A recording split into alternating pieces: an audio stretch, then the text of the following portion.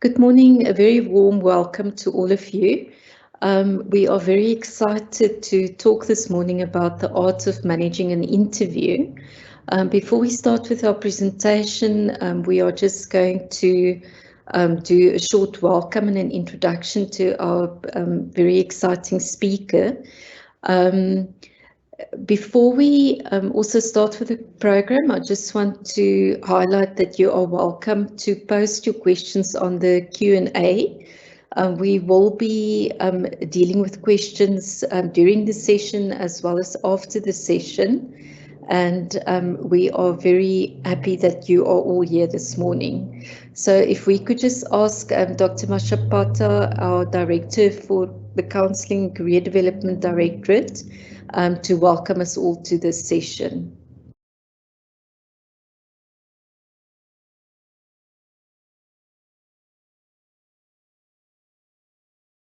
Ms. Daisel, Ms. Makanya, the team from the Directorate for Counselling and Career Development, to our guest who will be introduced in a short while, Mr. Mzobe, the students and all participants in this workshop this morning, a warm welcome from my office.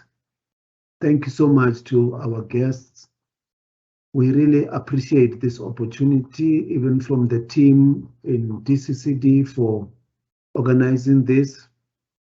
This is part of our endeavors to really produce graduates that are employable.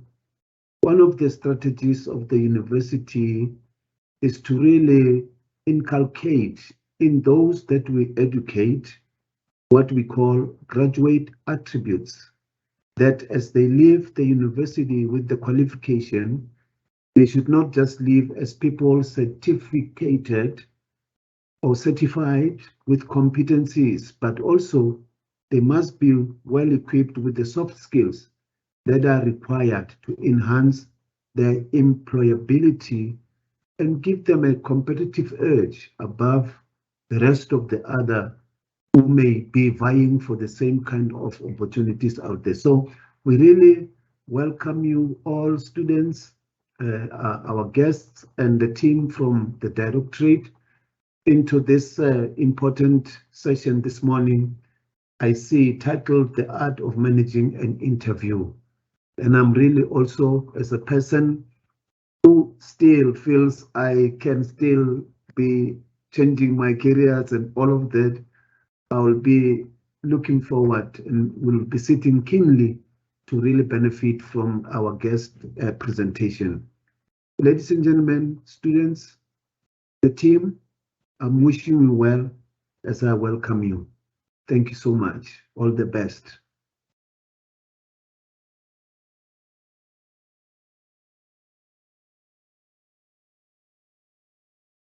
Thank you, Dr. Mashapata, for that very warm welcome. I will ask Mrs. Mandu Makanya to just introduce our speaker to us. Good morning, ladies and gentlemen. It gives me pleasure today to introduce our speaker, Michelle Dobson from Saongroup, South Africa. She is a brand developer and a marketing strategist with 20 years experience in developing, growing and managing brands. She's accountable for driving the marketing strategies for some top global and local brands such as Adidas, Celsi, British Airways, Red Bull Mobile and RCS. She ran a digital marketing agency for 2 years, which specialized in performance marketing and lead generation. She is experienced in many marketing disciplines, such as branding strategy, digital content, and advertising, etc.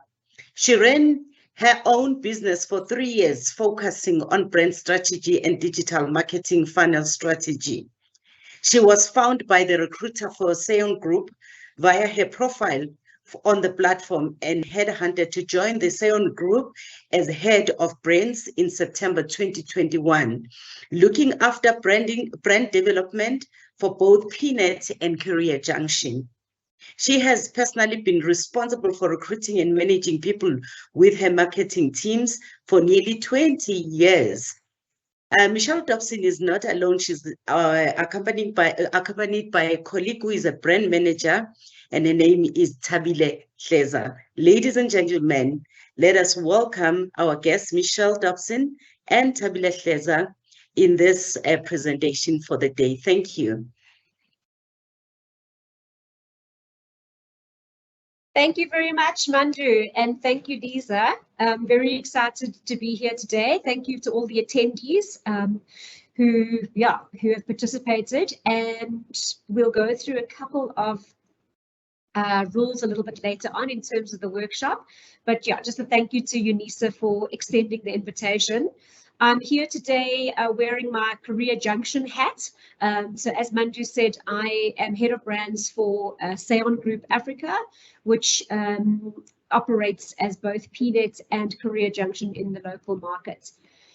So without further ado, Mandu's already done the introduction. I think it was kind, I say 20 plus years. We don't want to know what the plus is, but yes, I've been working with and managing brands for a very long time. And I've had the good fortune of working with some very good local and global brands. I ran my own digital marketing agency and ran my own sort of brand development business for a little while. And I like to stop on this bullet point because it really gives testament to the way that online recruitment platforms such as CareerJunction work. So I was actually found on an online recruitment platform, and the recruiter for Saongroup Africa lured me in and convinced me to leave my life of freelancing, and I joined the business in September 2021. So fairly new into the organization.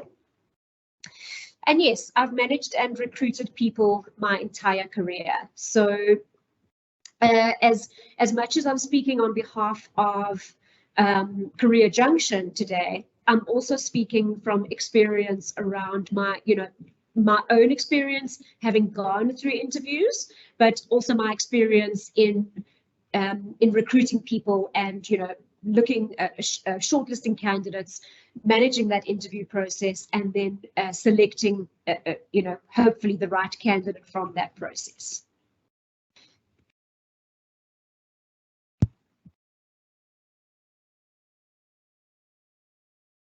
Okay, so who is CareerJunction? I mean, essentially, our entire business is focused around helping companies find the right talent. So all of you sitting here today are potentially the right talent for a particular company, and we play that connection role. So job seekers create their profiles on our platform, and we work with various companies and recruitment agencies as well, who then use the recruitment platform, CareerJunction's platform, to go and source and find candidates and to promote their job listings to candidates. So I do have my colleagues Paul and Webcast speaking a little bit more around job search next week. So be sure to sign up for their session, and they'll go into a little bit more detail about what the CareerJunction platform does and how you can utilize it to your benefit. So a little bit about CareerJunction. As I mentioned, CareerJunction's been around for a while. It was established in 1997, so that's 25 years of industry experience. It was originally created as a job board to be a single web-based facility for recruiters and job seekers to meet, so that job seekers can look for jobs anytime, anywhere via the online platform using a very easy-to-use search facility. As time has gone on, we were bought out by the Saongroup in 2015. Saongroup are based in Ireland. I've got the little flag there on the left-hand side, and they are specialists in e-recruitment platforms. So we've joined a global business. They operate in 10 different markets, with over 500 staff delivering millions of candidates to jobs in all industry sectors. Saongroup is actually owned by a company called Stepstone, who are based in Germany. And Stepstone mostly operate job boards, but their portfolio of companies is a lot broader in terms of the recruitment spectrum.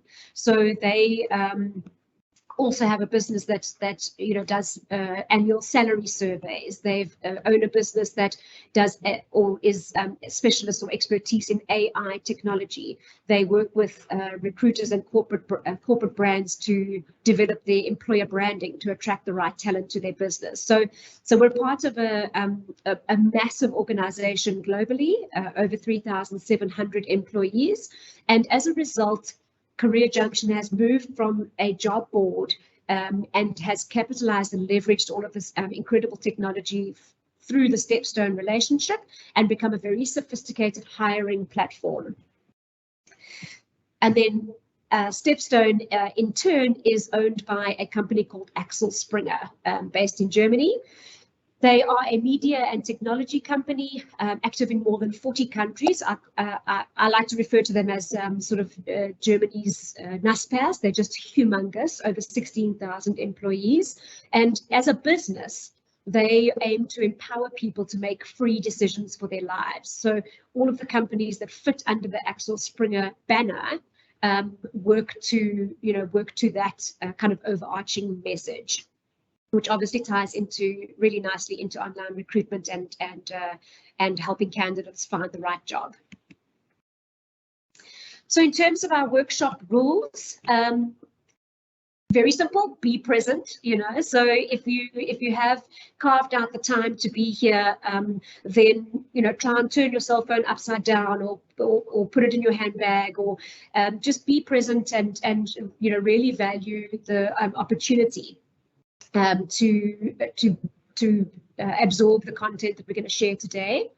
As Lisa said, feel free to ask questions.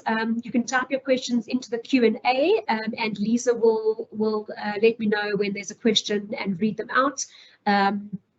And by all means, feel free to ask those questions as we go through the workshop. As I said, she'll interrupt me when it's necessary. And yeah, type those questions in the Q&A. Hopefully we'll have time at the end, 10 or 15 minutes to do some Q&As that we perhaps haven't covered.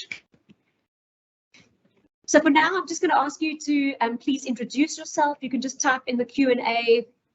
Just give us your name, if you've got any specific expectations for the workshop or any tips or tricks that you're kind of looking for. And, we can try and tailor some of the messaging as we go through the content so that it's really relevant and targeted for you guys.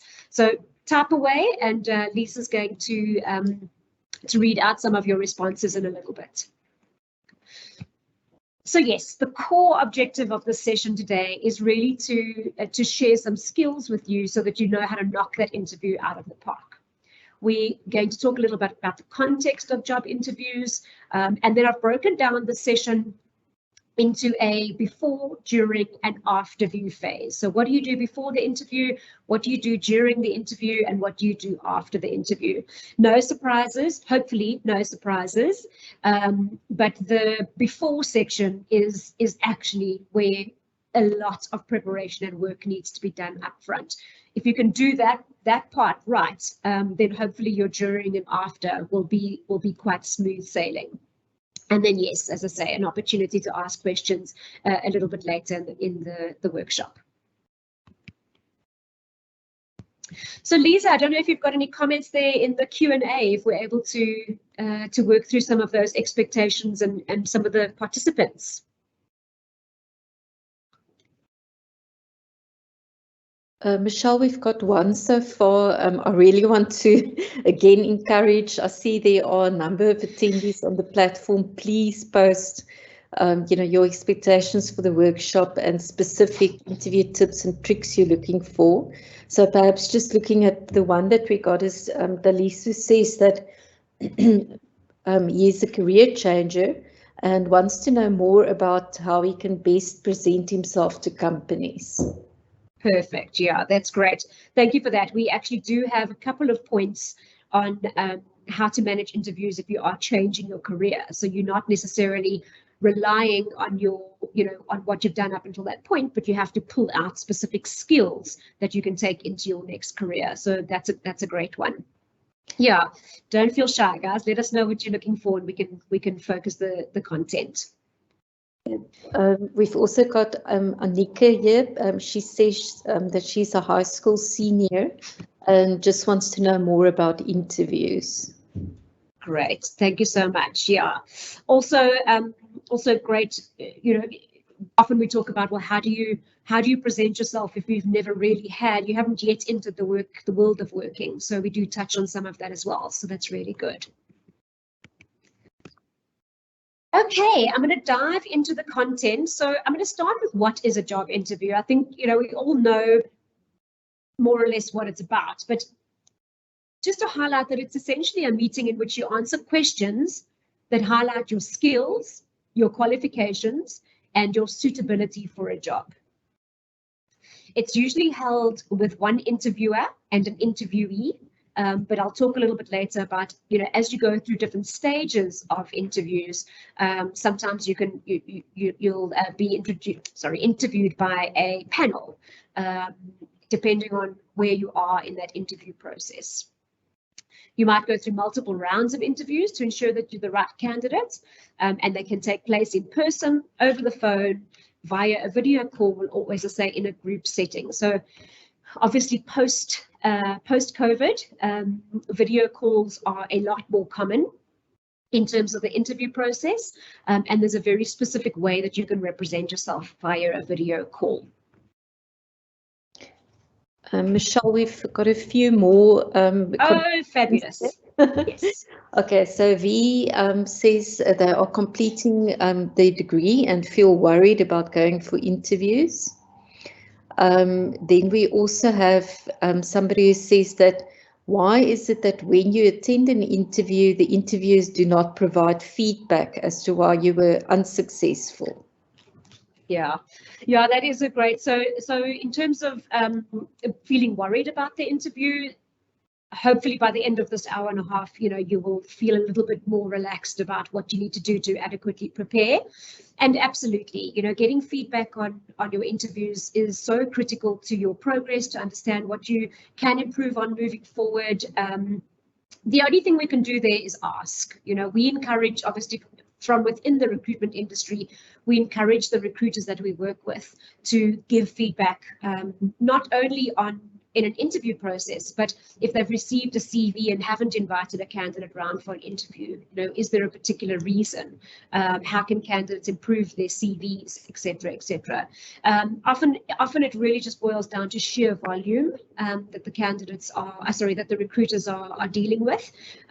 But by the time you get to the interview phase, you generally aren't interviewing more than sort of 4 or 5 people. So I agree, giving that feedback would be so helpful to people moving forward, and all we can do is ask. So when we talk about what you can do after the interview, that is one of the things that we're going to chat about. So the aim of an interview, yes? Sorry, Michelle, there's 4 or 5 others. Can I just also read them out to you? Please do. Okay. So Samantha says, thank you for the session. She's also in a similar situation regarding career change with various industry experience, and finds it difficult to present her years of experience. And she's hoping that she can get some advice on how to best present that. Okay, great. And then we've got Mohammed. I'm an electronic engineering student hoping to learn some tips which can help me in my job search. I'm also interested in learning about creating a personal brand. Great. And we've got Mapaseka, how to stand out from other candidates. And then we've got Retabile. I would like to know whether we can receive tips on answering the scenario type of questions that are presented in interviews. Fabulous. Yes, I actually talked through a technique called the STAR technique on how to respond to those scenario questions. So hopefully that will give you some information and some insights there. Okay, Tabang is a final year law student and wants to gain knowledge on how interviews are carried, including the dress code. Then another person said that, thank you, Unisa and CareerJunction. How do I best present myself in an interview when asked about tell us about yourself. Good. I've got a section on that. Yes. Okay. Somebody else says they've also got quite a few years of experience, but struggle in packaging and bringing the skills across, and that in turn brings a sense of anxiety. So my question is, there any formula that can help in managing the anxiety and coming across as competent? Okay. And then the last one for now is that Bungi has got a gap in employment of about 2 years. And how do I go about making sure this does not make me less attractive as a candidate? Okay, perfect. Cool. I don't touch on a gap in employment, but I've made a little star here. So if we get time at the end of the session, Lisa, that's one of the questions that I would like to touch on. Okay. Okay, good. So the last bullet point on this slide is quite key. The aim is to find out if the job and the candidates are a good fit for both sides. So, often as candidates going into interviews, we want to impress, but equally that business needs to impress you. You need to like what you're hearing about the company, because at the end of the day, it is all about that match. It's all about that good fit, not only from a skills perspective, but a culture fit. We hear a lot about organizational culture, and if you don't have that good fit, it doesn't matter how hard you're working, it doesn't matter how good your skills are, it doesn't matter how well you're delivering, there's going to be some sort of unease or dissatisfaction emerging. So again, I'm going to ask you if you can type in the Q&A if you have had a job interview before. If so, how long ago? So how fresh is this process for you? And how did it go? Was it good? Was it bad? Was it awful? Did you knock it out the park? Engage in our Q&A and share some information there. And then Lisa will share some feedback shortly. Okay, so looking at the interview stages. So in the content, I said that we're going to talk through, the workshop is broken down by before, during, and after the interview session. But it's important to note that there are these different stages of interviews, because what we're going to look at today in terms of before, during, and after is relevant to every single stage. But depending on which stage you're at, your preparation would be slightly different. What you can expect during the interview would be slightly different. So it's important to understand where you are in the process as well.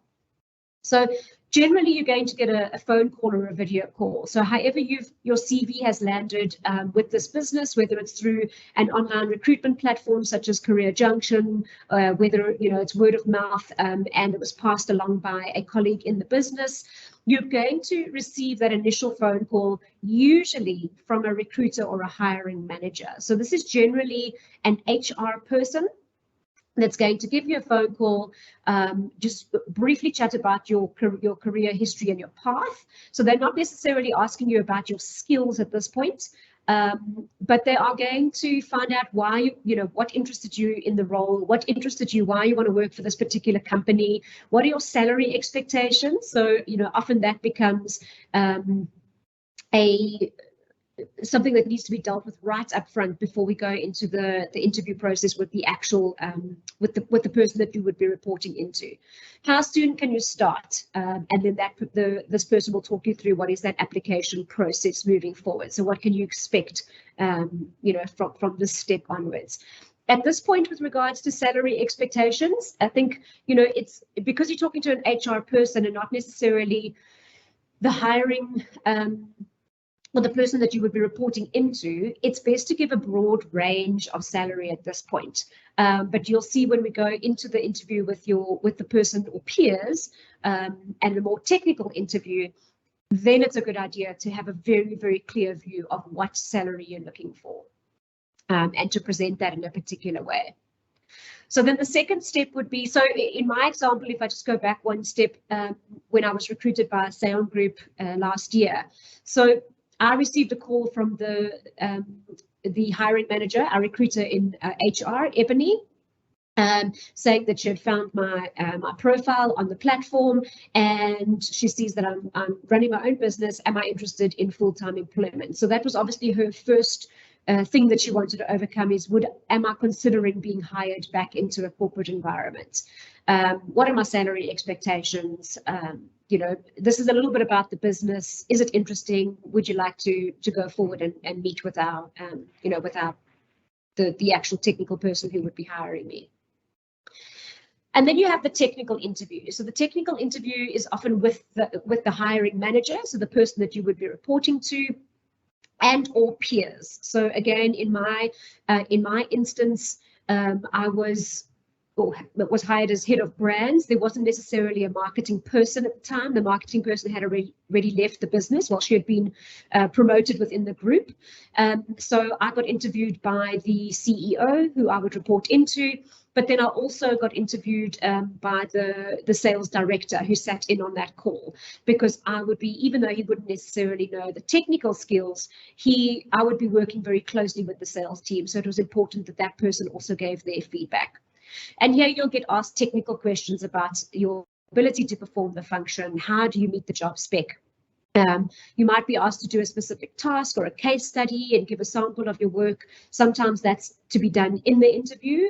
Sometimes you get beforehand to prepare and then present during the interview. So there's various ways that can be handled depending on what you're applying for.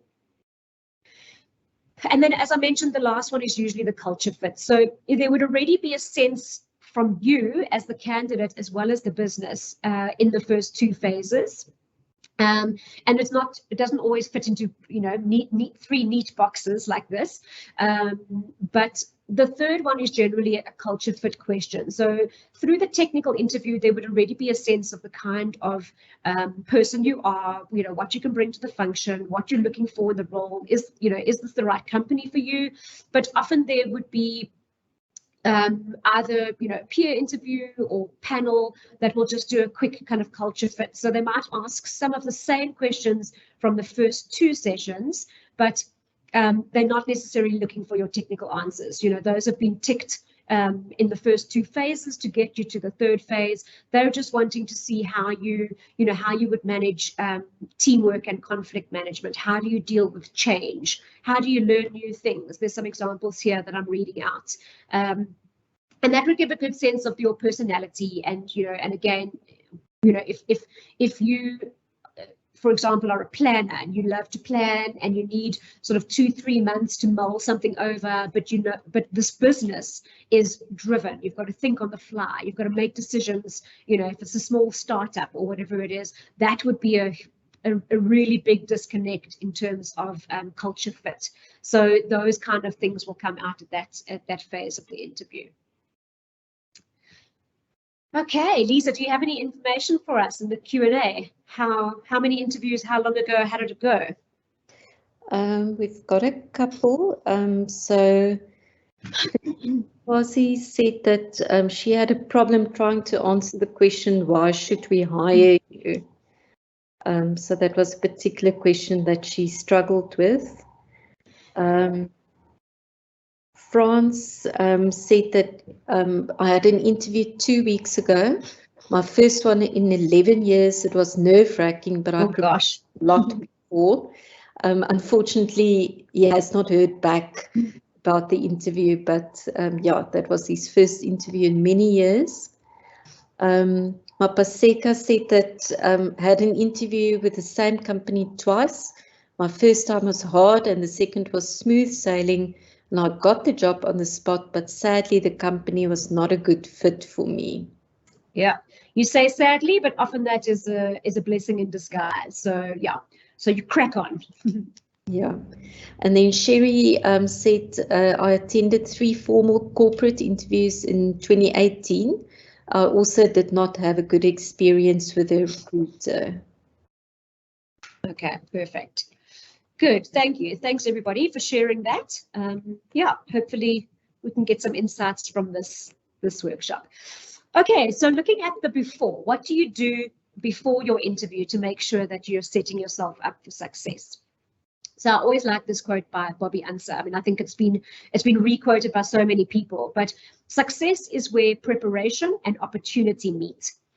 So absolutely, you know, finding the right company to work for is and being in the right place at the right time, that opportunity, you know, doesn't come along every day. But we can do certain things to make sure that when it does, we're prepared to ride that success out and to make a success of it. And we can also put ourselves in those opportunities, you know, so create the opportunities ourselves. So the very first thing you're going to do once you get that call or that email to say, you know, we'd like to set up an interview, is you're going to research the interviewer and the company. So it's always a good idea to understand who's going to be interviewing you so that you can do, you know, a little LinkedIn stalk, you can do a Google, you can go to their website. The website will show you the type of work they do. It might give you some insights into their culture, their target market. So remember, a website is created for their customers, not to attract you as a potential employee, but you'll get a very good sense of the kind of business from their website. Go and look at their social media pages. You know, social media posts would be more regular, more frequent. They often gives a little bit more insight into, you know, the company culture and what they're involved in on a sort of daily or weekly basis. You know, Google is always your best friend when it comes to stalking and finding out information about companies. Go and read, have there been articles published about them? What is their history? You know, what is their growth prospects? What projects have they been involved in? You can also often find out some red flags here. I mean, I won't give you the name of the company, but I did have an interview set up many years ago with a company who, when I did this basic research, a number of articles popped up about the leader of the business. I think he was the chairman of that business, actually, which were really did not show him in a good light. And I actually declined to interview with the business. I knew that there was going to be a disconnect in terms of a culture fit. So that can really help prepare you, but also, as I say, show those red flags. If you can, chat to current employees. You know, they would know better than anybody else what's happening in the business. Generate a list of questions. So it's important to make a list of potential interview questions, but also what your answers would be. So I know you mentioned here, you know, why should we hire you? You need to practice your answer. Write out your question, why should we hire you, and practice your answers out loud. You know, you won't necessarily need to cover that information word for word in your interview, but it's good. The more you practice, the more you will paraphrase and know which are the key points and phrases for you to pull out and to communicate when you are asked that particular question or something similar. And then write your own list of questions for the interviewer. So, I mean, not questions for the sake of questions, but, you know,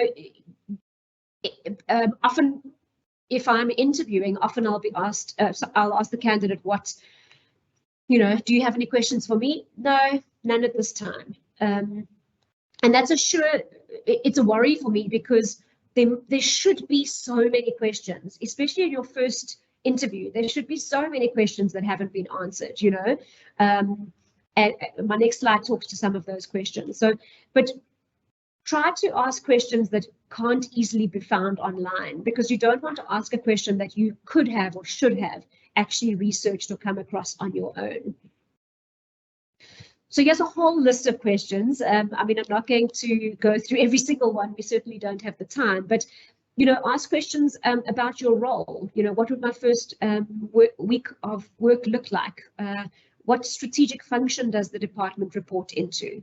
You know, what is the management style of the person that's going to that you're going to be working for? How would you define your corporate culture? Why do most employees leave the company? How involved are employees in structuring their own goals and tasks? So there's so many questions that you can ask. Obviously, which stage of the interview you're at is probably going to be quite relevant as to how deep you go into, you know, and you certainly don't want to ask, when can I start? But it's good to go prepared with a list of questions. So for me as a marketer, I always ask, what is the structure of the team? So first of all, where does the strategic function report into? Because if marketing is not considered a strategic function of the business, then it often means that it's a supporting role, which is really just creating presentations, support material for sales, etc. And that's not the kind of brand marketer I want to be. And I always ask, what is the structure of the team? So I understand the people in the team and what their roles are, and kind of what areas of marketing or disciplines of marketing we would be able to cover with those skill sets. And then I'll ask if there's any agencies on board. Do we have a creative agency? Do we have a social media agency? Do we have a public relations agency? Because that would also give me an indication as to the expertise that is required in the business, relative to tapping into a network of suppliers. So write those questions and make sure you ask them. You can bring them into the conversation quite early in the process. You don't necessarily have to wait to be asked, but just ask them at a relevant time. You don't want to kind of completely take the conversation off track by just throwing out a random question. And then compare your skills to the job ad. So this might help answer the question, or help you answer your own question about why should we hire you. So for each requirement in the job spec, and I've taken a little snapshot of my job spec here at Saongroup. For each requirement, write down how you meet that requirement and think about how you want to present that requirement. So, for example, my second bullet point there, experience driving B2B demand. I need to have formulated a response to say, this is the experience I've had in talking to companies and businesses and creating lead generation. There's one further down, directly below it, manage a team of 3 marketing resources. So there I have to, if I haven't managed a team of resources, I need to be able to say where I don't meet the requirement, but this is how I'm preparing to move into that next phase of my career. Or if I have managed resources before, what resources have they been? What kind of a manager am I? What is my management style, etc., etc. So go through each step, the responsibilities, the qualifications, the skills, the personality traits, and next to each of those points, jot down why you believe you meet it, and if you don't meet it, what you're doing and what you're able to say in the interview that prepares you for that particular task or requirement. If there's a preferred skill or experience that you don't have, but it's pretty key to the role, explain how you'll be competent without it. So even if you don't have a plan currently, in order to gain that skill, you need to go prepared to say, you don't believe that, I'm using my last bullet point on the job spec, you don't believe that managing the budget is going to be a challenge. You haven't managed budgets before, but X, Y, and Z. You have to have thought that out before you arrive at that job interview. And then practice your anecdotes. So if you've got stories to tell, anecdotes around accomplishments that you're proud of, the time you made a mistake. So this will also help with that, those situational kind of questions. Practice how you're going to respond to those questions. How did you handle a difficult situation? Make sure you don't blame others, but rather focus on the solution. When is the time that you went above and beyond? How did you go beyond those requirements?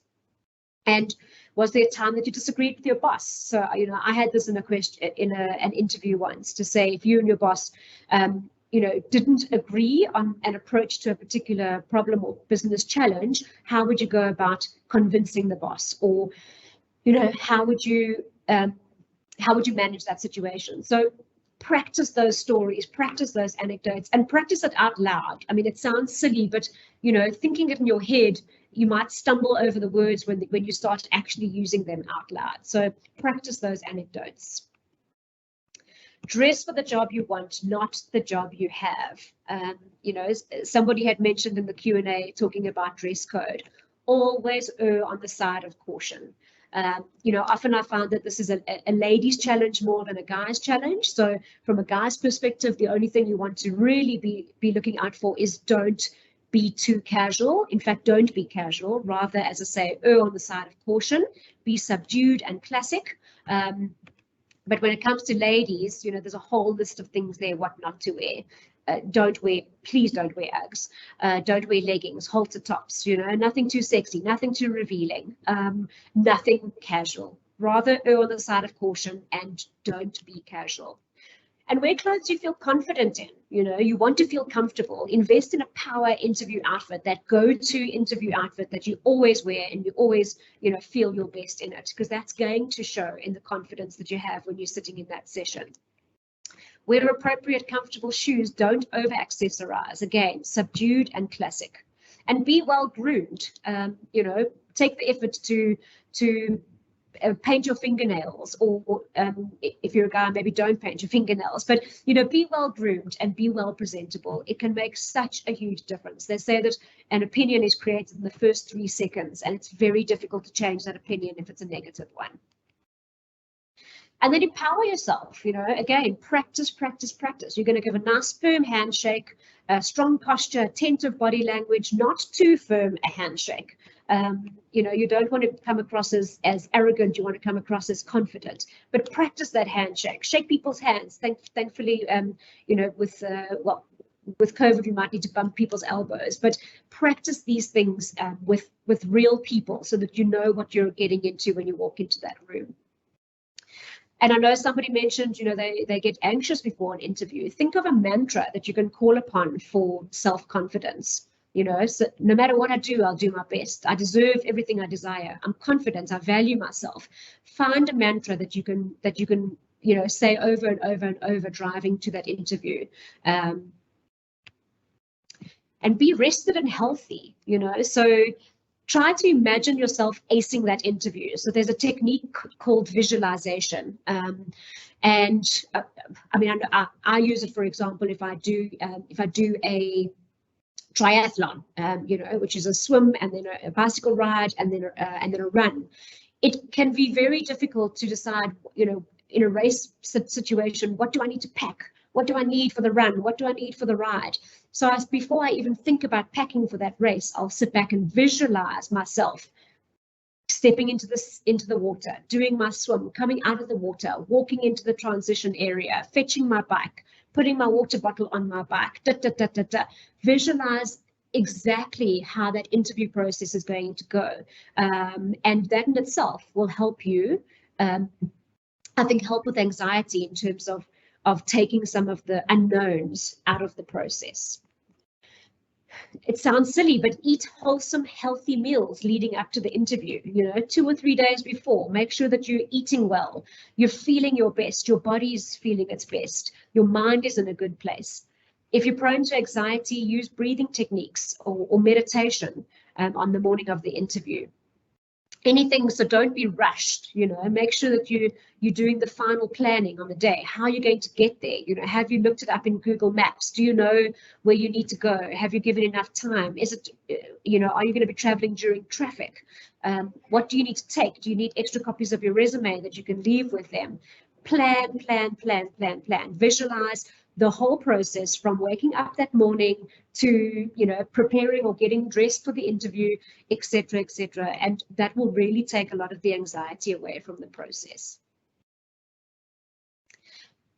Okay, so that's all about the preparation that you're going to do. And as I said, depending on which interview phase you're at, your preparation might be slightly different, but you should still be preparing for every phase, because you're generally going to talk to a different interviewer at each of those phases.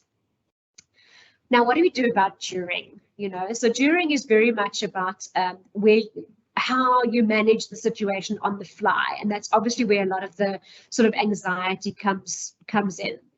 The screener questions in your first phase are pretty easy. You know, that's really just checking, are you available? You know, do you fit within the salary bracket that they're looking for? Do your key qualifications match what the HR person's job spec indicates it should? But when it comes to the technical questions, this is where and the culture fit. This is where you really need to start thinking on your feet. You know, so there's some possible questions for my role in marketing would be, how do you keep your skills current? You know, obviously, especially with digital marketing, that changes so often. So how do I stay updated and relevant? Tell me about a project you've worked on in your spare time, so that'll indicate not only a little bit about my personality, but it'll also talk about what are my interests. That'll help with understanding the culture fit. What do you hope to achieve in the first 6 months of being hired? Anticipate what those technical questions could be, and prepare them before you sit in the interview so that you're not stressed or kind of anxious at that interview stage. Here we go. Somebody mentioned in the Q&A, tell me a bit about yourself. Oh my gosh, where do we start? So this is very often the first thing that the interviewer will ask you. Talk a little bit about yourself, and you absolutely need to have this prepared. You need to be very clear about what parts of your job history, your career path, if you're a graduate and it's a new path, you talk about your studies, you talk about what interested in you, what drew you to the sector.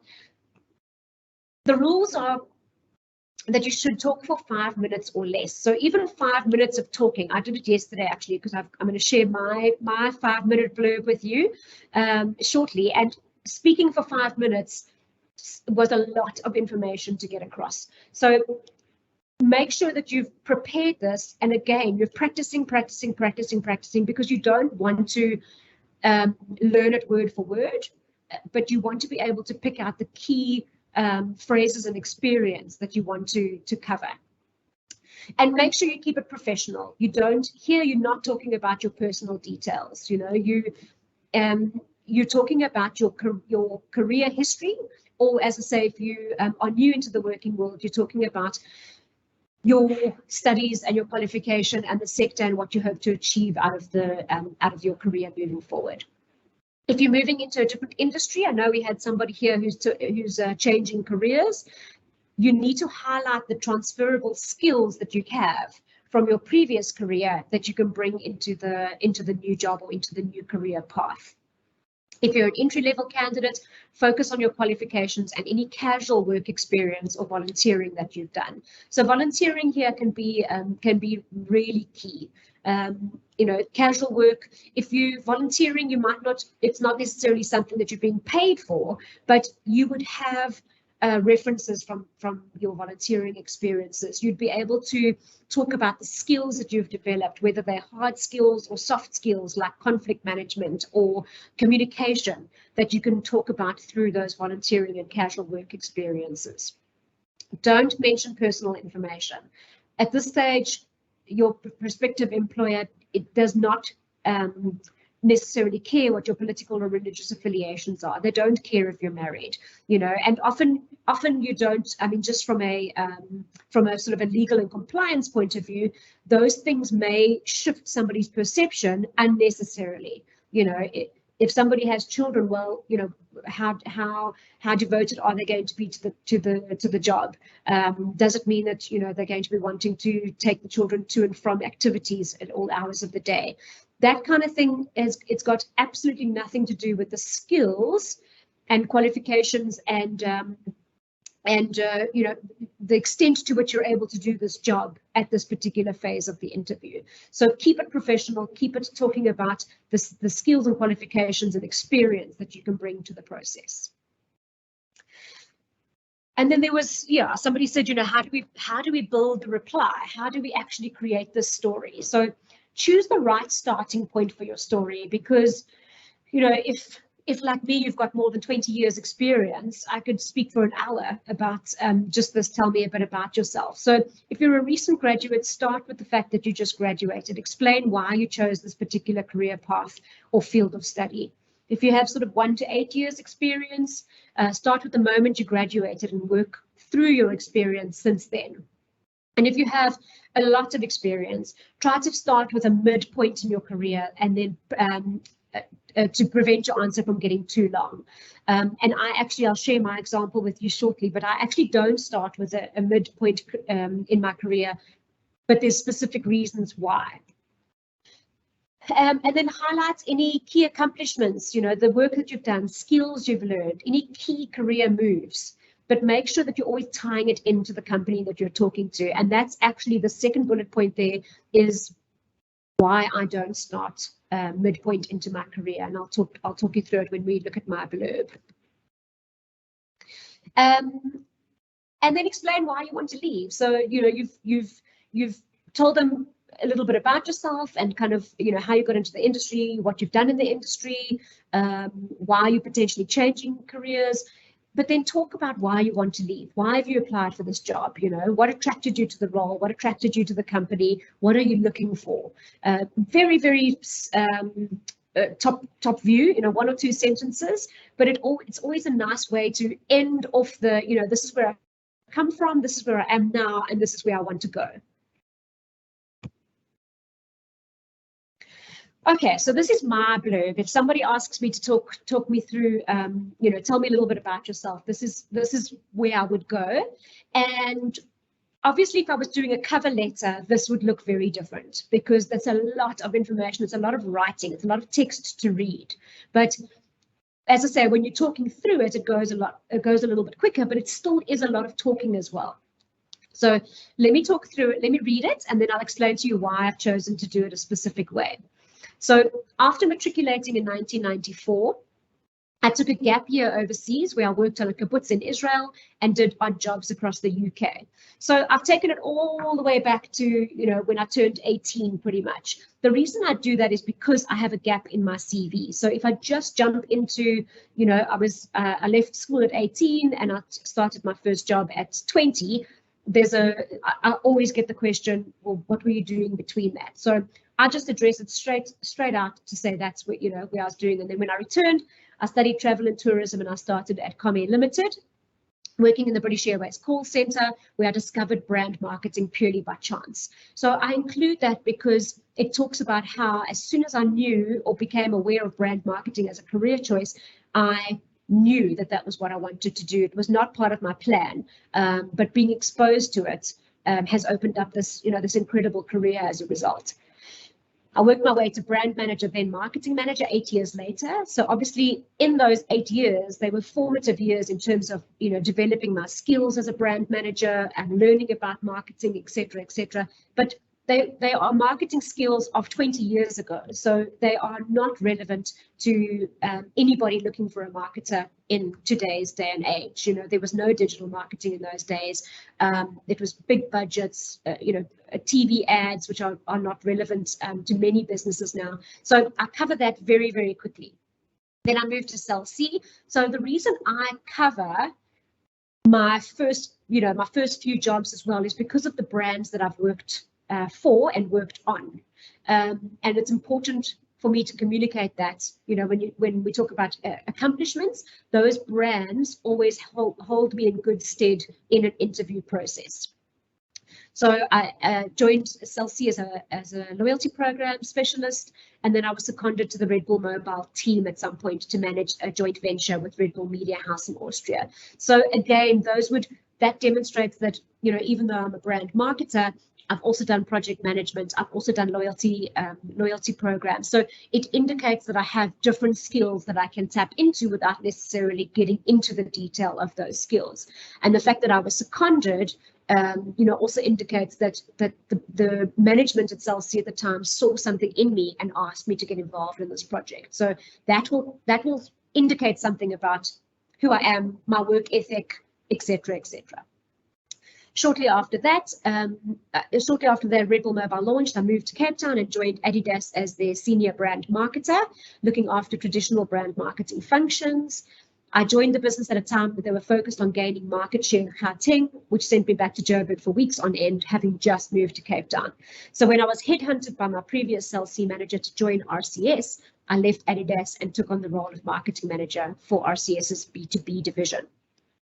Again, the reason I include that is because I had, relatively speaking, to British Airways and Celsi, you know, I was with those businesses for 10 years and 8 years respectively, and then I was with Adidas for under 2 years. So and it's Adidas, right? So it's always a question that comes up in my interviews, like, why did you leave Adidas to join a financial services company? Like, who the hell does that?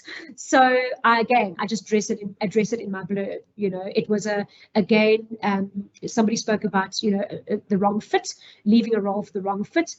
It was the wrong time for me to join the business because they needed somebody in Gauteng, and I had just made a decision for personal reasons to move to Cape Town. So I addressed that in my blurb.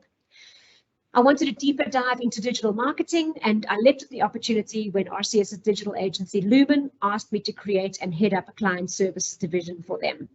Unfortunately, they lost the RCS account when RCS was bought out by a European bank, and the business model for that agency wasn't sustainable without the RCS revenue, so we closed doors in 2018. Again, I addressed that because that is the reason that I started running my own business in brand development, channel marketing, and digital strategy until Saongroup contacted me and I joined their business in the online recruitment space.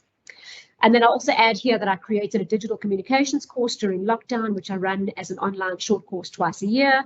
And I'm keen to move into a role that capitalizes on my big brand experience, but in a sector that's stable and growing, and where the marketing is a strategic function of the business, as I mentioned before, and where I'm going to continuously be exposed to digital marketing so that I can remain relevant as an aging marketer. Okay, so that's a lot of information. I obviously know that backwards because it's my job, it's my life, it's my jobs and my life. But I have also practiced that blurb multiple times. And again, depending on what who I'm talking to, I may leave out certain sections, but there are key things that I want to address through that blurb. So I'm just worried a little bit about time. So what I would usually do here is say, let's take a few minutes now to think about your answer to the question, tell me about yourself, and try and build your reply based on the information that's in this slide. Choose the right starting point, highlight your experience and accomplishments, and conclude by explaining your current situation. I am a little bit worried about time, but maybe we can just give 2 or 3 minutes for you to just jot down some keywords as to, especially around key accomplishments and things like those gaps in your employment or gaps in your career that you want to address. And while you're jotting that down, I can maybe chat about the gap in employment, how you address something like that. I think a gap in employment, obviously, is always going to be quite dependent on the reasons why that gap came about. But I think you should always try and explain what you were doing during that gap. So were you upskilling? And upskilling doesn't have to be formal studying, formal training, formal qualifications, but what were you doing? What were you learning? Were you involved in voluntary projects? Were you involved in community upliftment? Were you going off and trying to start something new as a passion project? Because you can definitely use something like passion to talk quite a bit about where you want to go and all the rest. So there are ways to talk through a gap in employment, but I think you always need to talk about what you were doing, and hopefully it's something that you can talk back to or relate back to in terms of upskilling in some way. And as I said, those skills don't always have to be hard skills. They can be soft skills where you through the things that you were doing, you learned conflict management. Through the things that you were doing, you learned how to be a better communicator, etc., etc. And don't dwell on it. Don't dwell on that. Just you can speak about it quite nonchalantly, as if it's not necessarily a big deal because of all these positive things that came through between those two or during that gap.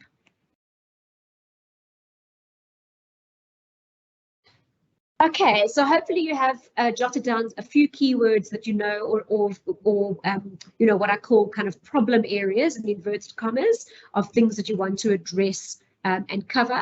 And I urge you, while the information's fresh at the end of the session, either if you've got time after the session or this evening, go and flesh out that story and practice that story. Time it. How long do you speak for? Are there obvious gaps in the story you're trying to tell? How do you fill those gaps and make sure that you're addressing the "tell me about yourself" question? Okay, during the interview, listen carefully.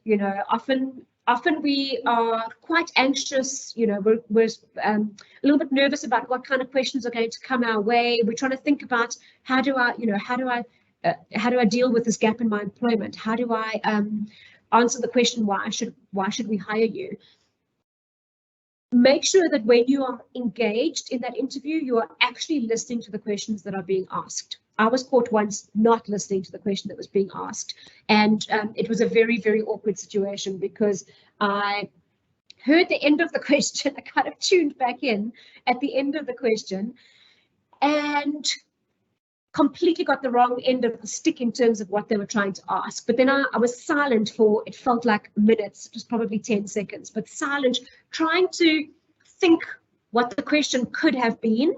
And then instead of saying, I'm sorry, could you repeat that? I made up what the question was and gave some random, completely waffling answer, which I believe actually cost me that interview. As I say, I believe all things happen for a reason, so I'm happy with the way it all turned out. But it was a very awkward and embarrassing moment. And then I got flushed. I got all worked up, and from there the interview just really spiraled completely out of control. So be present in that meeting, be engaged with the interviewer, and listen carefully to what they're saying. Don't try and answer, with fluffy language. If you don't understand the question, ask them to repeat it in a different way. And if you do understand the question, answer it as succinctly and honestly as you possibly can. Be friendly, courteous, concise, and honest. Concise and honest are key words for me. And then ask your prepared questions. As I said, when the opportunity arises, you don't have to, wait until you're asked, do you have any questions? But if you are talking about culture fit at the time, and you've got 2 or 3 culture questions, bring them into the conversation organically. And then keep an interview journal. So you don't necessarily need to, in the interview, jot this down, but pay attention in the interview to the things that you were uncomfortable with and the parts that you really aced. And where could you have shone brighter? And when you leave that session, go and jot those notes down so that when you're preparing for either the next phase of the interview process, or you're preparing for an interview at a new company further down the line, you've gone and practiced those particular sections or sessions based on what, where you felt you might have got tripped up or stumbled in your responses. And then that awkward topic of salary. So, as I said, if you're just doing kind of your first, phone call with the HR person, they will ask you, what are you looking for? Give them a broad range because they will be able to say whether it fits into that range or not. And they will usually have been given a range by the recruiter. When you're going into your technical interview with kind of your hiring manager or your peers, know your value. Check salary surveys. Look at other job ads and see what that sounds similar and see what they're asking or offering. If you don't know your value, then the hiring manager is going to drive the conversation. And then pick the top of the range. So your employer will most certainly try and negotiate you down, or your prospective employer. So you need to create a little bit of wiggle room so that you still end up with a salary that you're pleased with. And know the exact number. When you use a precise number in your initial negotiation, that top of the range a precise number, you're more likely going to get a final offer closer to what you were hoping for. And then looking out for red flags. So as I said, in your preparation, if you're Googling the company, you're going to potentially come across some red flags. If you don't, that's amazing. But this is also a great opportunity in the interview to look out for those red flags. And as I say, it's not just the interviewer interviewing you. You should be interviewing that company just as much. Looking out for those red flags is pretty key as to whether that company is right for you. And then I've just got a couple of ideas here of what red flags could look like. Does the interviewer have job description amnesia? So is the job description quite specific? They've spent time and effort understanding what they need out of this role. Because often if it's quite loose and quite broad and you start, there's already a disconnect in terms of what the expectations are from you. And you're not clear about what it is you need to be achieving, and they might have another idea in their head. So the job description does need to be very specific and very clear. And if it isn't, you can push back on that, insist that you understand exactly what the tasks are. Is there a company culture conflict? Is what you're experiencing speaking to this person, is it different to the way that you felt the brand was publicly or the business was presented publicly when you did your research? Lackluster leadership. You know, ask questions about the leadership, about the leaders of the business, the management style. You know, read reviews about the business online. Future fuzziness. Does the company have a clear mission, clear goals, clear roadmap? You know, ask these questions. You know, where is the business going? How could I contribute in this role to the growth of the business? And unpreparedness. You know, was your interviewer prepared for the interview? Often that will talk at a very basic level to respect. And again, to that, you know, that is the job description specific. If the interviewer isn't prepared for the interview, chances are they aren't taking it seriously enough. They don't know what they're looking for. They're kind of putting their feelers out, but, you know, it could land you in hot water further down the line.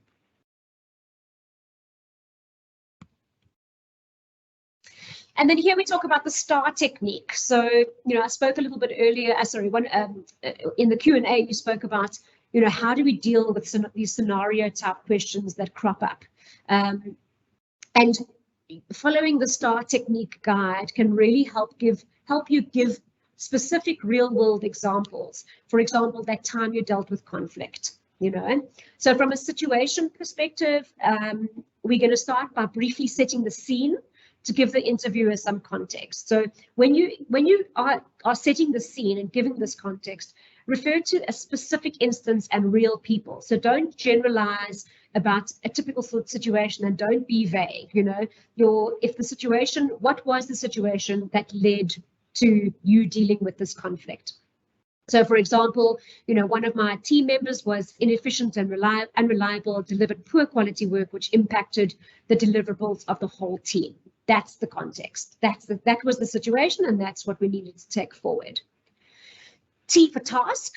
So here you'll explain what your responsibility was in the situation and what the challenges and the constraints were. So, for example, my task was to solve this situation. So as a team, we could be, you know, more efficient and deliver on the stringent KPIs and targets of the business. So my situation was that, you know, we had an inefficient team member. The task was to make sure that that team member either came on board or we moved to resolve that situation. And then in terms of action, what did you do and why? So focus on your contribution to that task. Not what your colleague did, not what the team did, not what the company did. What did you as an individual do around that task? So, you know, an example, following this example on conflict management, could be that, you know, I set up time to have a discussion with this particular staff member.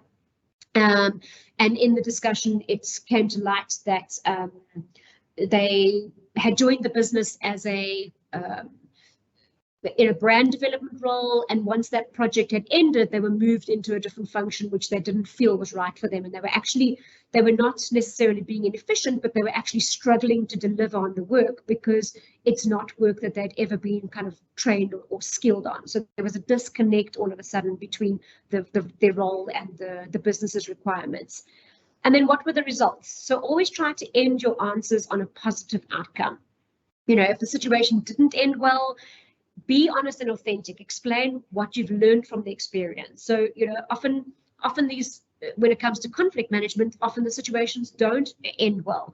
But what did you learn from it, and how do you turn that into a positive example? So if you know that there is potentially going to be a question around conflict management or around you know, something that could be negative, like did you have a manager, have you worked for somebody that you haven't necessarily gotten on with well? How did you navigate that situation?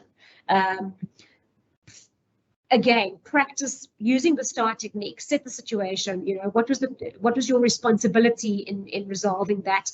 What did you then do to resolve it, and what were the outcomes? And make sure that before you enter this interview, you've already prepared the response about what you learned and how it turned into a positive situation.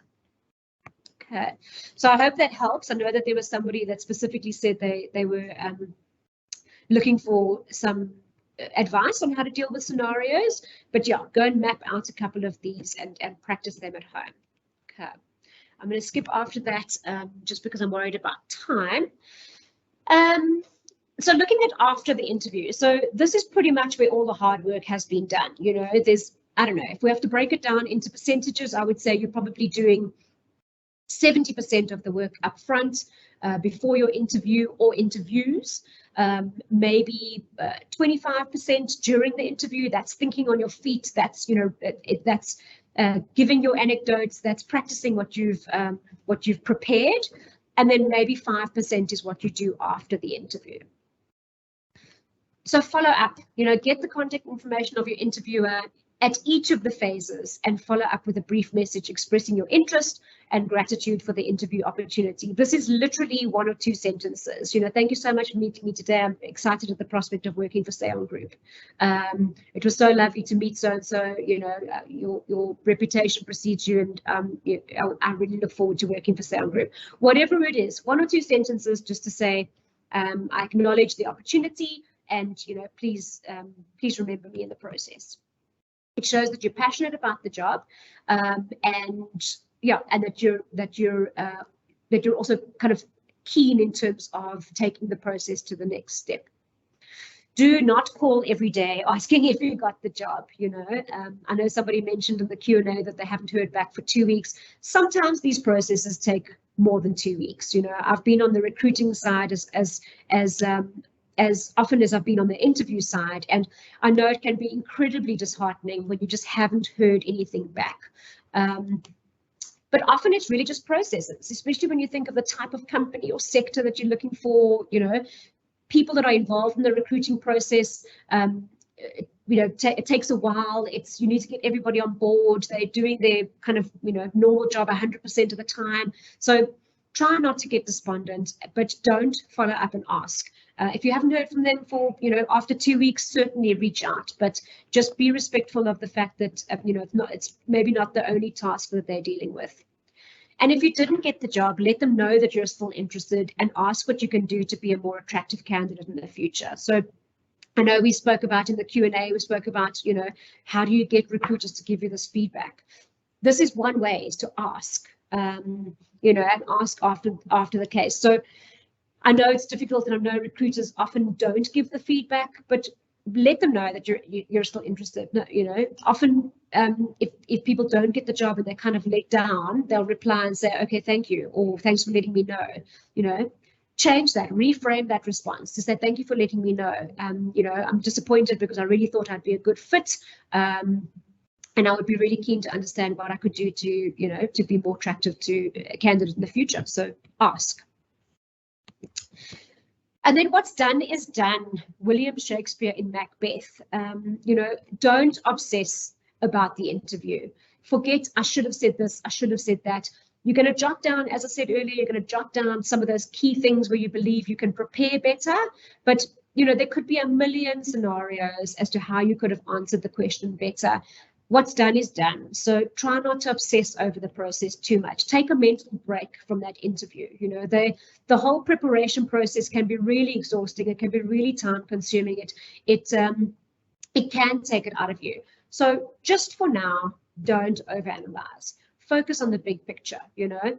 Instead of saying, oh, you know, that stupid question that I didn't hear and I made up, I made such a fool of myself. But actually, was there a connection with the interviewer? You know, did you get across your enthusiasm for the role in the company? Yeah, jot down those mistakes. Don't overanalyze. Maybe select 1 or 2 takeaways and then put the process to bed. And always keep pursuing other possibilities. You know, practice your interview skills and find other viable options to reduce the pressure. So try and get it. I always say try and get as many interviews as you can, even if it's not necessarily a job that you know, that is your dream job. Practicing those interview skills in an actual interview situation is really going to hold you in good stead moving forward. And then take the necessary steps to move past this interview so that you can be stronger for the next one. I'm going to quickly run through this because I know we're running out of time, but yeah, a good laugh and a long sleep are 2 of the best cures for anything. I truly, truly believe that. So, you know, if you've come out of this interview, you're not feeling so great about it, you're starting to obsess, you're not in a good place mentally or emotionally, do some exercise, you know, go and see your friends. I often say see your friends, not your family, because your family you'll tend to vent to, and you'll probably play out the interview word for word, what you could have done. Where's your friends? You know, you'll probably try and keep it a little bit lighter. Keep occupied long enough that you don't dwell on the interview for too long. Focus your brain power elsewhere, you know, so do something that's not exhausting and draining for a little while. Go and watch a reality TV show, go read a book, and sleep. Everything looks better in the morning, you know, so don't just pause the process for now, and you can, you know, shake yourself off in the morning and learn from what happened and move forward. And who knows, maybe you'll get that call in a week or two saying you're on to the next one. So yeah, good luck out there. You know, always I love the Gary Player quote, obviously, you know, South African golfer. The harder you work, the luckier you get. And it's really, really true. Luck is part of it, but hard work, preparation, you know, that's really where the rubber hits the road. The harder you work, the luckier you get. But best of luck out there. You know, not only I can only imagine how overwhelming it is for our sort of new graduates, new entrants into the market, but equally overwhelming for, you know, those of us that have been in industries for many years. You know, the chances of us still having to do an interview at some point is pretty good, and the stakes only get higher the longer you're in the industry. So I hope that this has been useful. I hope that you learned something. I hope that you're all working on your blurbs. And if there are any questions, I think we do have some time to go through them now, Lisa. There are quite a couple of questions, Michelle. We'll see how many we will be able to attend to. Yeah. Okay, I'm just going to share my screen with you. Sure.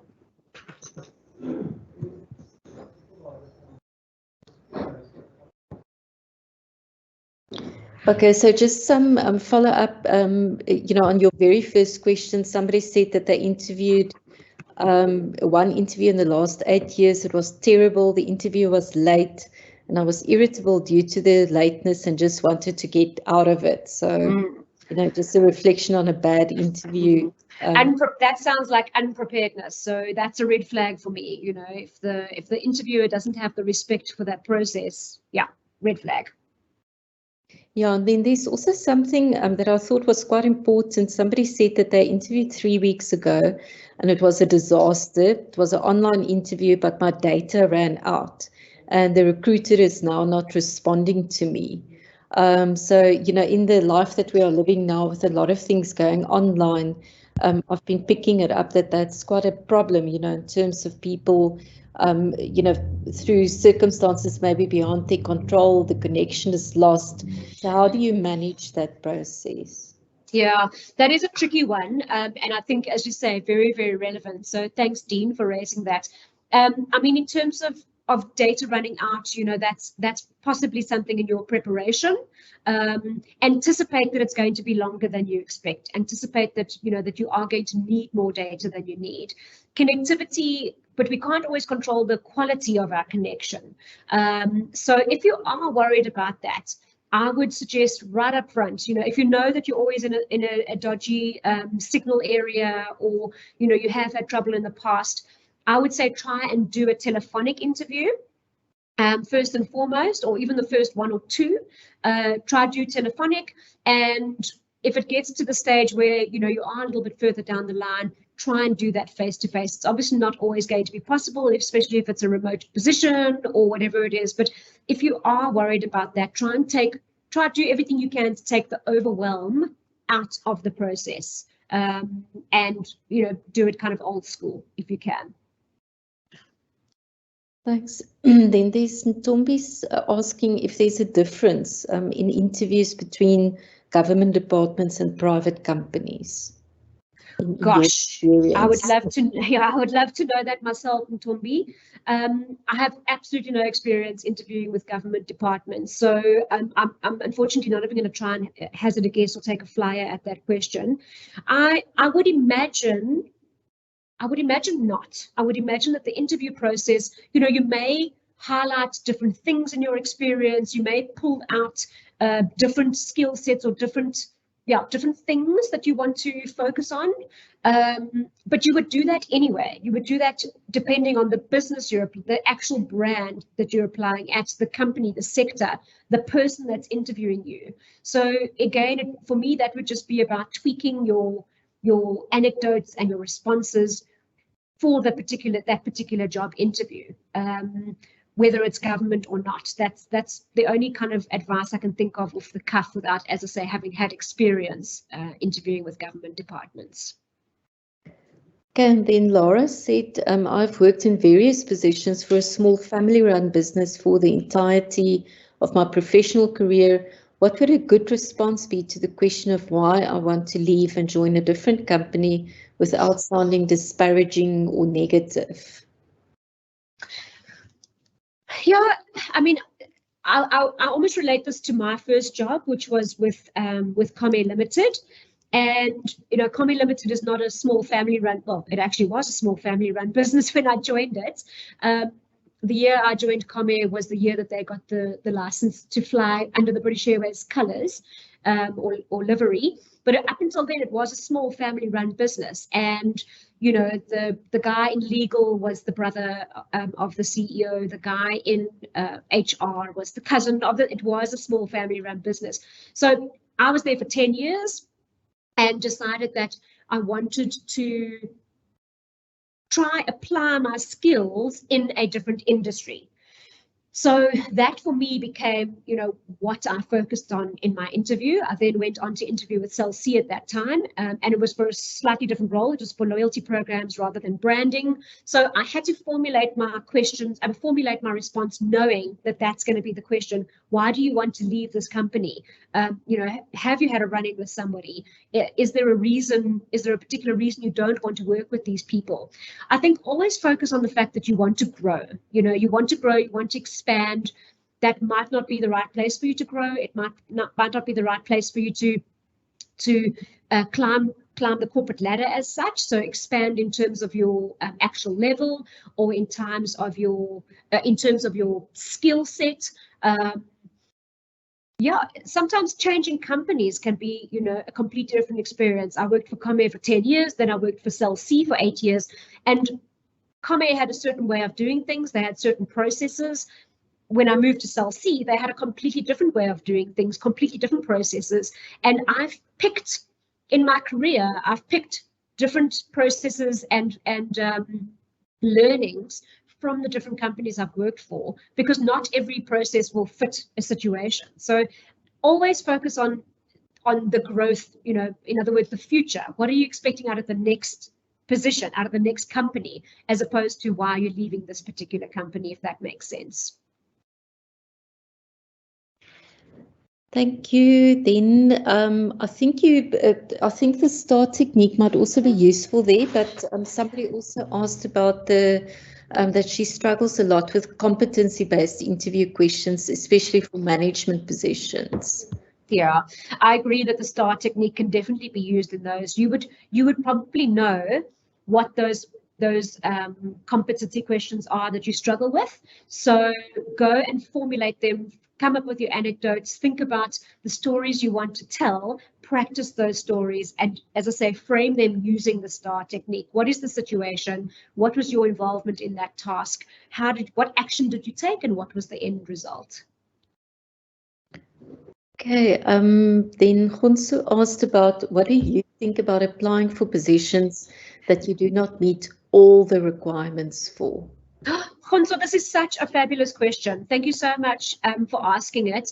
You will never meet all the requirements that a recruiter asks for. So that should absolutely not be a hindrance in your decision to apply or not. As a recruiter, I would write my ideal job spec, the ideal person. We often talk about, especially in marketing, we talk about the digital unicorn. The person that is a digital native. They grew up in a digital era. They know how to operate social media. They can run social media ads. They can also manage research. So many functions that are so varied.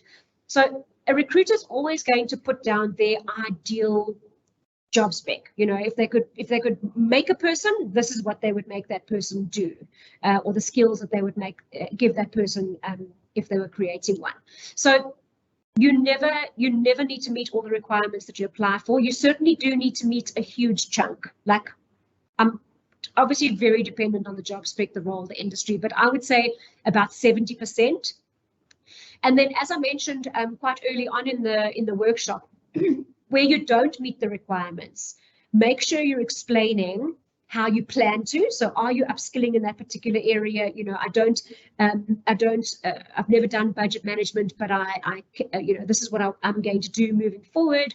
Or I don't currently, but I don't believe it's necessary for the role. I think it's more important that I do have these skills, A, B, and C. So make sure that you know, and that's why it's so important to dissect the job spec not word for word, line for line, task for task, and go and say, you know, do I meet it? If so, how do I demonstrate this? If I don't meet it, how do I explain that I'm going to at some point be able to meet it? If I know I'm not going to meet it, how do I explain that that competency is not a key competency for this role? Okay, then how do I manage a question that is related to my career? How do I answer the question that I do not know the answer for it? So in general, you know, if you get stuck with answering questions, how do you kind of create a breathing space for you to get back into the interview? Yeah, so this is where I fell short. I actually cringe when I think of that horrible interview I had. I actually am blushing now just thinking of that horrible interview I had. But I think it's always okay to firstly take a deep breath. It's always okay to take a deep breath and ask the interviewer if they can either repeat the question. So that'll give you, even if you've heard the question, it'll give you, you know, a few seconds to formulate a response. If you didn't understand the question and you want them to rephrase it, it's okay to ask that. Would you mind asking that in a different way? Can you reframe that question? I'm not entirely clear what you're asking. Yeah, I mean, those are probably the two best techniques. At some point, you are going to have to answer the question. And I think my only advice there is don't waffle, you know. So if you get a bit panicky and you're not sure what the question is, but you think it could be this or that, and you try to answer both of what you think with one answer, it's going to come across as wishy-washy. It's going to come across as waffle. So either ask the question again to give yourself, ask them to ask the question again to give yourself a little bit of breathing room to formulate a response, or ask them to reframe the question so that you are 100% clear on what they're expecting you to answer. Okay, then Erin says, for students who might have failed in their degree but have later managed to complete, what advice do you give regarding how to bring that up in an interview, if at all? Yeah, so Erin, I like the if at all. I don't think that's relevant. I really don't think that's relevant. You've completed it. So when you completed it is almost completely irrelevant. The fact is you have those skills that you would have had if you had passed it in the first place. It doesn't matter when. So for example, I took a gap year when I left school and started working at Comair immediately. So I only started studying for my degree when I was 28, and then part-time. So I only got that degree at 33. And that was something that I tried to explain in every interview moving forward from that point, until I realized that it's not even a question that the interviewers have. You know, they see my qualification. My experience up until that point, until I got that qualification, spoke volumes. You know, my work ethic. There's so much more that you can focus on than this one tiny little blip that you've remedied. You've actually rectified that situation. So I wouldn't bring it up. If they bring it up, however, you do need to have a response formulated. So, you know, I don't think you need to explain the reasons you failed, but I think you do need to be prepared and, again, have practiced your response as to, you know, I didn't qualify at that time, but, you know, put a lot of hard work and effort into remedying that situation. And now I have the following skills that I can bring to bring it back to the job spec. if that makes sense. So do anticipate the question, but don't, I don't think you need to raise it as a concern from your side. Okay, then Sherry asked, would you say that a career coach would help you through this process? I've tried seeking advice from recruiters and they are not interested to help. Absolutely. I mean, career coaches, that's their role. You know, I've never worked with a career coach, but I've worked with a life coach, which I guess was probably quite similar because the coaching process was very much around my career and my career path. So I can definitely see the value in somebody who is trained and skilled to guide you on a particular process. I do think that there are, yeah, you just need to be very careful about the type of person that you're working with. You know, I think it's easy to become a coach. So and again, just speaking from my experience with a life coach, you want to make sure that you are interrogating the qualifications, preferably getting some recommendations or testimonials, people that you can speak to that they've actually gone through the process with this particular career coach and it has helped them. So just be careful of the quality of the person that you want to work with, but absolutely, I think a career coach could be incredibly helpful. There's also a lot of information and resources online. But if you have a particular area that you know you're uncomfortable with, or you need some help, obviously putting a CV together or creating your online profile on a recruitment platform, then go to those specialists in those areas. But yeah, I mean, I would suggest looking at online resources first. But if you know you've got a very particular concern, Sherry, then I would actually give a thumbs up to a career coach. I'm a massive advocate for anybody that's a specialist in any function. So use them. Okay, Michelle, we are going a bit over time, but I think there are some important questions. That's perfect. I've still got a little bit of time, yes. Maybe another 5 minutes or so, just looking Sure. at those. Okay, so somebody asked about the references on the CV. So she comments that most immediate supervisors do not have a good work relationships with subordinates, and candidates then end up not being appointed for the positions due to discredit from the immediate supervisor. Yeah, so on your CV, for starters, so your CV is obviously the process before you get called for an interview. I don't think it's necessary to put any references on a CV. You can refer on your CV and in your cover letter that references are available upon request. But your immediate job with your CV is or task is to get in front of an interviewer, because that's when you can really sell yourself. So don't hinder the process up until then. So that would be my first advice, is don't put your references on the CV, but do indicate that you're happy to share references, because that would be a red flag for me as an interviewer, as a recruiter, if somebody didn't offer the opportunity to speak to references. And then when the opportunity does come, because a recruiter will need to ask your permission before they contact those references. So, what you could do is have a number of references. So you can have references from line managers, from your immediate manager. You can have references from your peers, so any colleagues that you worked with in that business. As I said, I work very closely with the sales department, so I could potentially get the head of sales to be a reference for me moving forward. And then you can also get references from what we call character references, those generally come from peers, but you can also put friends and family down as those references.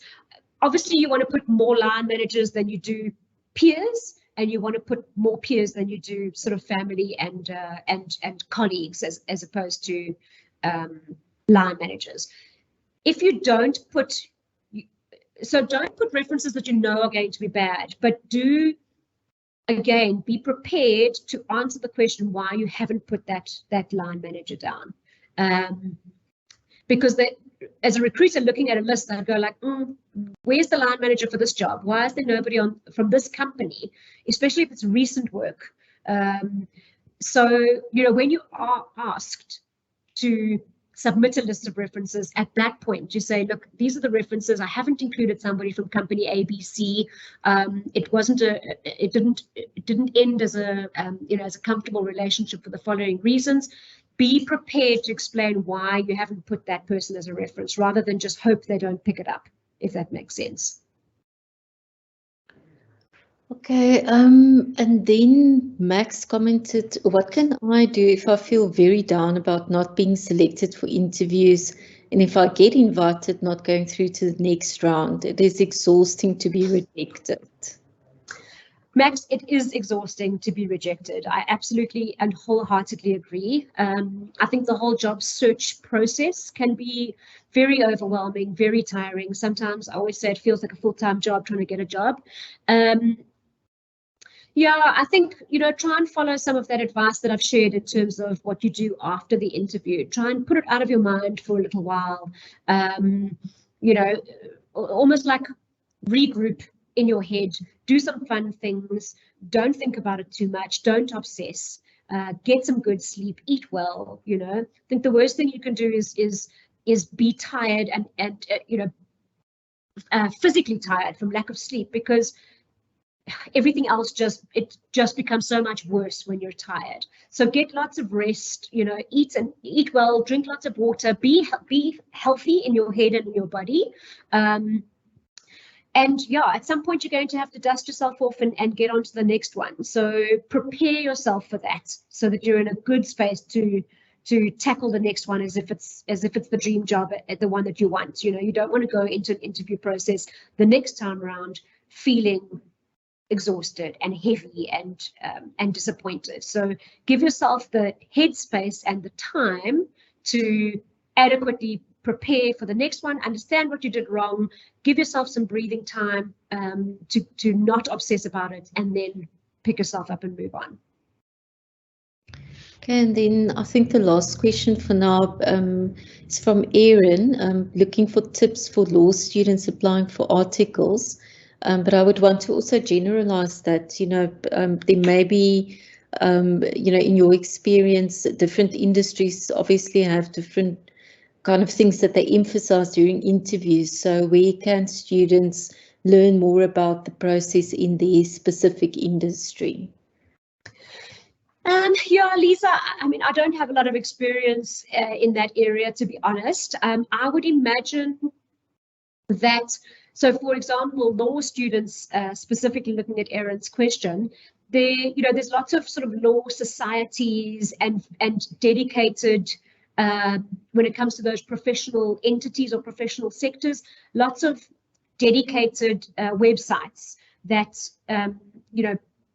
kind of talk about all things related to that sector. So I know there's one for engineering. I know there's, for medicine, there's certainly a couple for law. So I would say maybe that's a starting point, just to go and look at the resources that are available in those sectors, or I mean, I say governing bodies, but they, often they're not necessarily governing bodies only. They're kind of set up to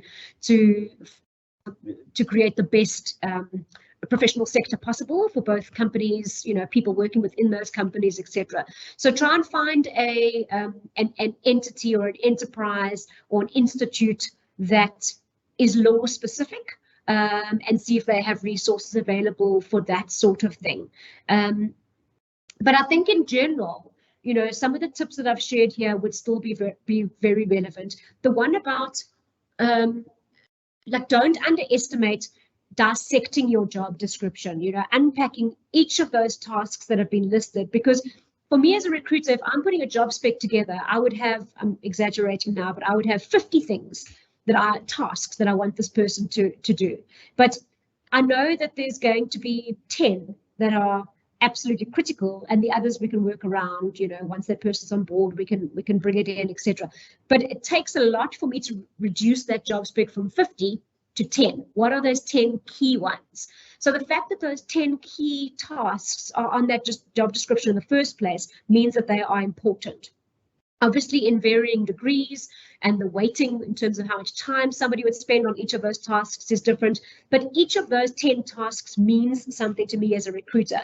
So take the time to look at that job description, dissect that job description, and formulate your response where you meet the criteria. How do you meet that criteria? How do you demonstrate it? Do you have an anecdote to talk through? Where you don't meet that criteria, more importantly, how do you indicate that it's not a core competency? So or how do you talk around where you don't meet it? And as I said earlier, I think it was Nomsa that asked the question around what happens if you don't meet all of the requirements in the job spec. The chances of somebody meeting all of them are very, very slim, but you need to be able to get across how you are competent enough or skilled enough or eager enough on the ones that absolutely do matter. So I'm not sure that's necessarily helpful for law students applying for articles, but yeah, that would be the advice I can give. Thank you very much, Michelle. Okay, so just this end of the session, we would really love to know how you experienced today's presentation. There are already some of you that posted your comments in the Q&A. Thank you very much for your feedback. What did you learn? What else do you need to know? You can send your feedback to either Mando Mukanya, and I've got the email address there on the screen, or to myself, also to my email address. So just for us to know, what else we can offer you in terms of specifically preparing for interviews. And we will be posting this recording of the presentation on our YouTube channel, which is youtube.com/Unisa Careers. From my side, Michelle and Tabili, I really want to appreciate your presentation based on all the feedback that we got from students or participants and the questions. I think it was really meaningful. There's a lot of things that we feel uncertain about as we prepare for interviews, as we go there, as we need to follow up, and you don't always know what the right thing to do is. But I think your presentation this morning helped to clarify a lot of questions about how to prepare and how you can put yourself in the best position to perform well during an interview. So again, thank you very much for your time, and thank you to those who stayed a bit over the time. And I would really encourage you to, on my Unisa, under the events section, to go and learn more about the presentation that we will have on Tuesday. As Michelle mentioned, there's colleagues of hers that will be joining us next Tuesday for a presentation on the more broader job search process. So thank you very much, and I hope that you have a very good day further. From my side, from the Directorate, thank you to all the students and other people who participated, and to my colleagues for assisting me with the presentation. Thank you very much. Thanks so much, Lisa. Yeah, thank you to all the participants, and thank you for all the questions and engagement. Really, really lovely. It also helps me formulate, content that's more relevant and specific moving forward.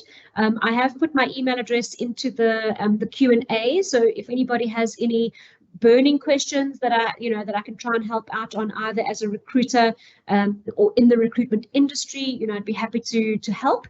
There are tons of resources available online, so maybe now you've got a better idea of what to go and look for, what to search for.